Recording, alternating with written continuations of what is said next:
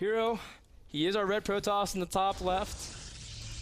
One of the fan favorites, I'd say, right now, because he's been pioneering a lot of Protoss, I wouldn't say builds, but in terms of Protoss tactics, strategies, and different little maneuvers that Protoss has been doing. I'm going to pioneer new Protoss builds. I have I have this no warp gate PvP style. It's so good, man. I'm telling you. And I can't take full credit because Day9 gave me a little bit of the beginning. So. That's true. But you guys might see it. Andre's been teaching some of his members from It's Gosu. Huangxin's been practicing with him in PvP.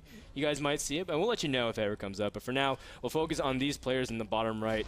NonY, our blue Protoss, Tyler Wasilewski, the greatest player, the greatest foreign player from Brood War. Everyone's heard the stories, but everyone's wondering, is he able to kind of regain his form? He's shown flashes of brilliance throughout the weeks of NASL, but in the end, he's still 1-2, and he needs this win. I mean, HerO can afford to drop a series here and there, but NonY is currently at -2 points. He's tied with Crazy Moving, but if he loses the series, he's going to move to the bottom half of the division, or even further down the division, while other people are moving up. So this is a must-win for NonY. Really quickly, we had a double 15 assimilator coming out from HerO.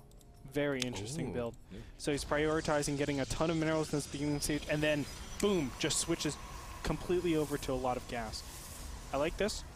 I think there's a lot of different tech options, especially with being cross-positioned on Antigua Shipyard. NonY has done more of a traditional style, getting only a single gas. We'll see if he actually reacts. Normally people will, but no, he gets a Zealot instead of an assimilator. Yeah, and he actually delayed his Gateway 2. He got on 13 instead of the standard 12, so he was just doing a little bit more economic route, but nothing too game-breaking whatsoever. But yeah, the double assimilators will be the thing to focus on, whether or not HerO is going to tech up really quick to a Twilight Council and maybe DTs.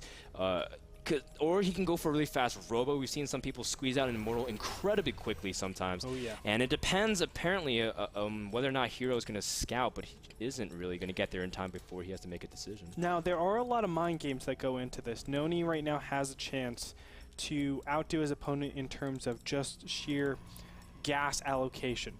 What do I mean by that? Well, right now, HerO's in a point where his opponent could be doing anything. He kind of has the initiative because he knows NonY has the advantage in minerals, no matter what.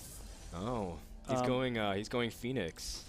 That's really interesting. Is he really? We haven't seen that in a really long time, just because Phoenix is kind of like the odd cousin of Protoss builds. You have your standard, you know, warp gates kind of rush, whether 3 or 4 gate. You have Robo, you have Twilight, Blink, DTs, and all these kinds of things. But Phoenix is just kind of this odd thing where people haven't had too much experience playing it. But one person who should have experience playing it is NonY. He's actually one of these people back when Starcraft II was first coming out, was revolutionizing, quote-unquote, Phoenix play.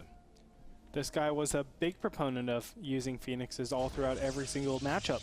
He tried to do it in PvT, I remember. He had a very...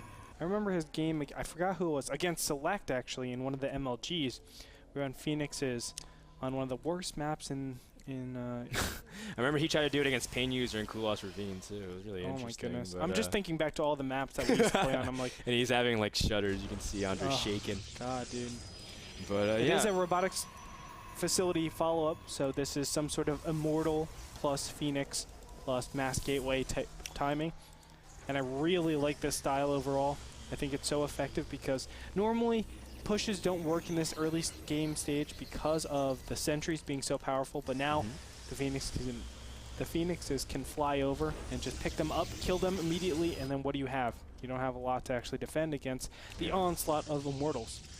Yeah, and HerO, I like the fact that he uses his first Phoenix for immediate scouting so he can respond accordingly, especially with the first unit out of the Robo. Very, very important, because if you see any kind of rush, like, okay, well, I need to you know, obviously get an Immortal out instead of an Observer. But now that HerO sees everything, he sees the Twilight Council as well. He has really good intel, and he's going to feel comfortable enough to get an Observer. I think one of the big things that he wanted to see going in there was if his opponent was going Blink Stalkers. If it was a 3-gate Blink, then I think NonY would be in a much better position right now. Unfortunately for him, obviously he doesn't get that. Observer, man. Super close. But yeah, sorry, I interrupted you. What no, were you saying? That's all. Oh, okay, the 3-gate Blink. Yeah, you know, that could hit at a pretty big timing.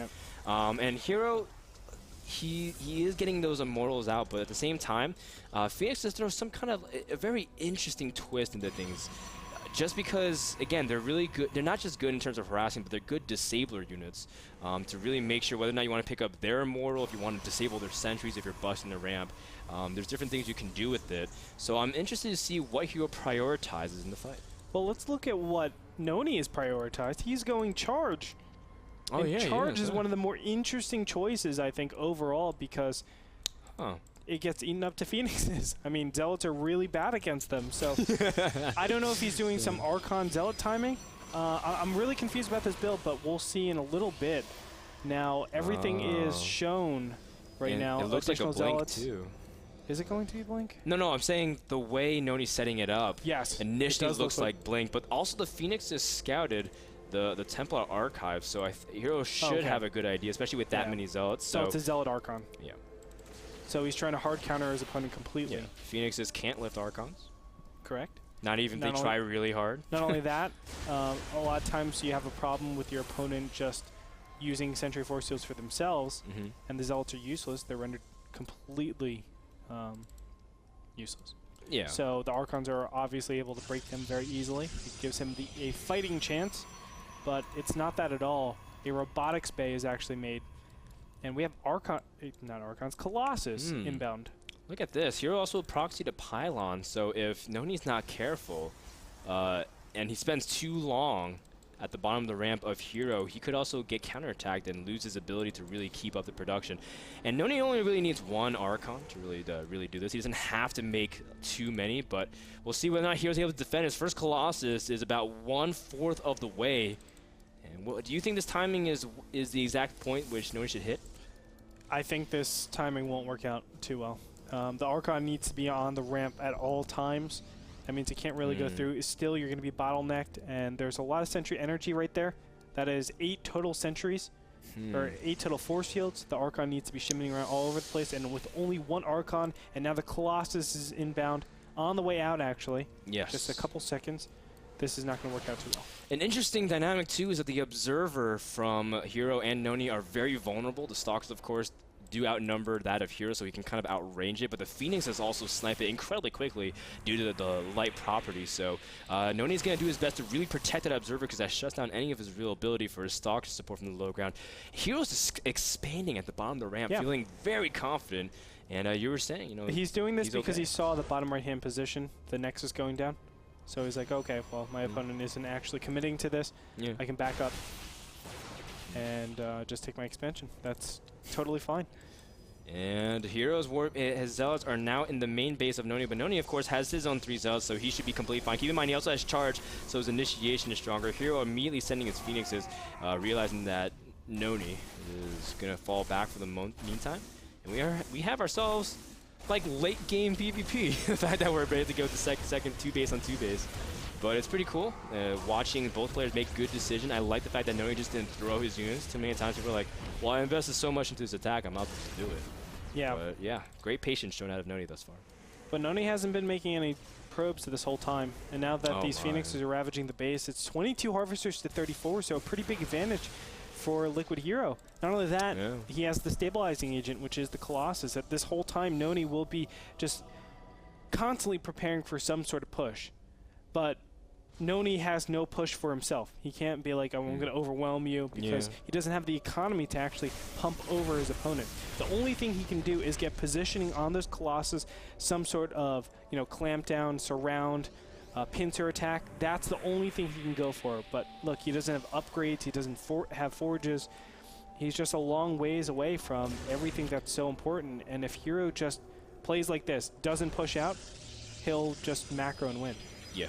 And you can see that HerO, his margin is very significant. 10 probes just means that much more gas you can even get as well, because he has that 3rd geyser compared to NonY, and just picking off a probe stings. NonY is actually going for a counterattack, because I think he realizes he's just going to fall further and further behind because he doesn't have a real direct answer. But the problem is, just like you were saying, Zealot Archon was meant to be in the open areas where you can flank the Colossus, not in the small little choke that HerO's setting out with the pylons. And this pylon is a HerO pylon. I love the positioning. There it is, another one going down here. Fantastic. Now, what good is that charge? the Charge-a-Lot is rendered useless at this point. And here we go. Colossus are just going to beat down on all these Zealots. They're clumped up in a nice position, and there's no way that NonY could break this. And NonY, his units are clumping perfectly. This is a Colossus dreamland. The 3 Colossus, one will drop. No, one actually stays alive as NonY is not really able to do anything. His supply dipping extremely low. There, one Colossus finally drops with no real follow-up. GG. And HerO takes game number 2 in convincing fashion. What important Phoenixes, I want to say. And I love the patience, only getting 3. Overall, that was just the greatest not possible. For making it. Exactly. Yeah. He saw his opponent was going for that Charge-a-Lot Archon build, and he said, whoa, Phoenixes are not good against this. I'm not going to do that anymore. And he just went the army composition that kept him alive. And from there, he knows he can always use his Phoenixes. The build that NonY is doing doesn't really have a lot of potential scaling into that later game stage. It's still very relevant in the mid game, but you need that economic boost. With the Phoenixes out, he sees the probe counts. He knows exactly what calls to make, and overall, he was just able to make the better calls because of the Phoenix and the intelligence that it gained. Let's take a closer look at what happened, some of the most important moments of the match.